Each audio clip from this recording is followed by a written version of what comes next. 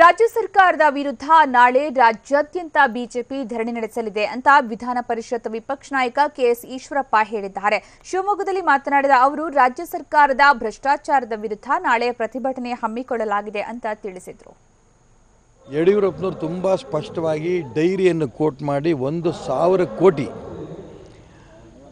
ಇದರಲ್ಲಿ ಗೋವಿಂದರಾಜು ಅವರ ಮುಖಾಂತರ ಕಾಂಗ್ರೆಸ್ ಪಕ್ಷದ ಹೈಕಮಾಂಡ್ಗೆ ಕಳಿಸಿದ್ದಾರೆ ಅನ್ನಂತೂ ತುಂಬ ಸ್ಪಷ್ಟವಾಗಿ ಹೇಳಿದ್ದಾರೆ. ಡೈರಿಯಲ್ಲೂ ಕೂಡ ನಮೂದಿಸಿದೆ ಅಂತ ಪ್ರಸ್ತಾಪ ಮಾಡಿದ್ದಾರೆ. ಅನೇಕ ಭ್ರಷ್ಟಾಚಾರಗಳು ನಡೆದಿದೆ.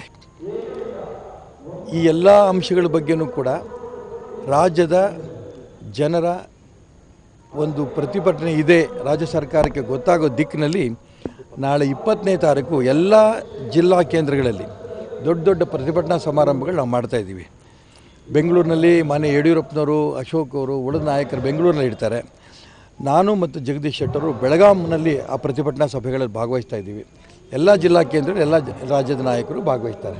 ಯಾವಾಗ 1,000 ಕೋಟಿ ರೂಪಾಯಿ ಕೇಂದ್ರಕ್ಕೆ ಹೋಗಿ ತಲುಪಿದೆ, ಕಾಂಗ್ರೆಸ್ನವ್ರು ತಲುಪಿಸಿದ್ದಾರೆ ಭ್ರಷ್ಟಾಚಾರದ ಹಣ ಅಂತ ಅಂದಾಗ ಅದನ್ನು ತಿರುಚೋದಕ್ಕೆ ಮಾನ್ಯ ಯಡಿಯೂರಪ್ಪನವರು, ಅನಂತಕುಮಾರ್ ಅವರು ಸಿಡಿನಲ್ಲಿ ಮಾತಾಡಿದ್ರು ಅನ್ನೋಂಥ ಒಂದು ಕೃತಕ ಸಿಡಿಯನ್ನು ನಿರ್ಮಾಣ ಮಾಡಿ ಅದರ ಮುಖಾಂತರ ತಾವು ಮಾಡಿದ ಭ್ರಷ್ಟಾಚಾರವನ್ನು ಮುಚ್ಚಂಥ ಪ್ರಯತ್ನ ನಡೆಸ್ತಾ ಇದ್ದಾರೆ ಕಾಂಗ್ರೆಸ್ಸಿಗರು.